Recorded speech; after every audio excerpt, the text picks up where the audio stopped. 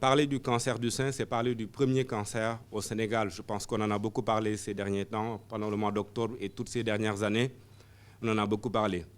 C'est le premier cancer de la femme au Sénégal, devant le cancer du col de l'utérus, et c'est la première cause de mortalité chez les femmes au Sénégal pour les cancers. Et nous en recevons rien qu'à l'Institut du cancer près de 700 nouveaux cas.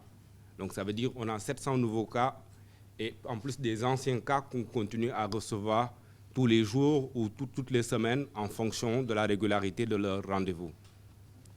Et ces cas ne constituent qu'une partie de tous les cas du Sénégal, environ 300 nouveaux cas qui sont reçus par les autres structures. Donc près de 1000 nouveaux cas sont reçus au Sénégal chaque année.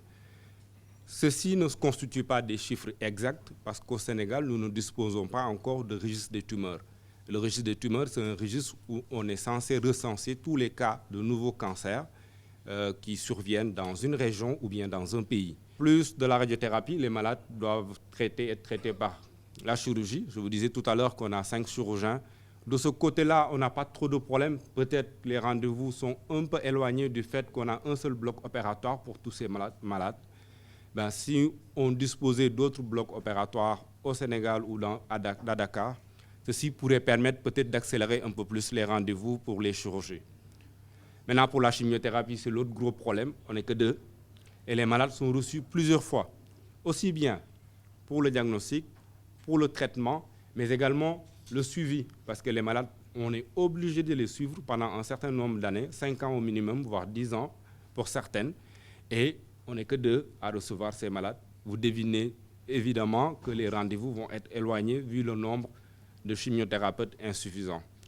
Donc ceci constitue essentiellement le traitement du cancer, donc la chirurgie, la radiothérapie, la chimiothérapie et l'hormonothérapie qui est réalisée par les chimiothérapeutes en même temps.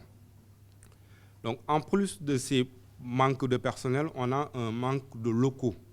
L'Institut du cancer qui constitue l'institut de référence de la prise en charge de tous les cancers, il n'y a pas que le cancer du sein, ben, l'Institut actuellement est en travaux, ce qui fait qu'il y a un désagrément assez important pour le personnel, mais surtout pour les malades qui sont obligés d'attendre dehors, vu que la salle d'attente est assez exiguë.